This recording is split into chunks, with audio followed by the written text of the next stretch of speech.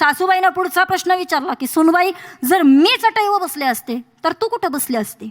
सुनबाई म्हटली, सासूबाई तुम्ही जर चटईवर बसल्या असत्या तर मग मी खाली जमिनीवर बसले असते.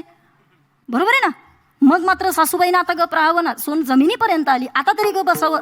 ऐकल ती सासूबाई कसली. ऐका, सासूबाईनं पुढचा प्रश्न विचारला की सुनबाई, जर मी जमिनीवर बसले असते तर तू कुठं बसली असती? मग मात्र महाराज सुनेला राग आला आणि मग सुनीनं सांगितलं, सासूबाई तुम्ही जर जमिनीवर बसल्या असत्या तर मग मी शेजारी एक खड्डा केला असता आणि त्या खड्ड्यात जाऊन बसले असते. आता तरी सासूबाईनं एखादं शांत उत्तर ऐकून ग बसावं ना, खड्डा तयार आहे. काय म्हणणं आहे? तुम्ही टेन्शनमध्ये आहेत का? व्यवहारातली सासून व्यवहारातली सून चालू आहे. ऐका, महाराज तिनं सांगितलं की मी खड्ड्यात बसले असते. सासूबाई आगाऊ होती, तिनं सांगितलं, सुनबाई जर मी खड्ड्यात बसले असते तर तू कुठं बसली असती? ती म्हणली, मी कुठंच बसले नसते, वरून माती लोटली असते.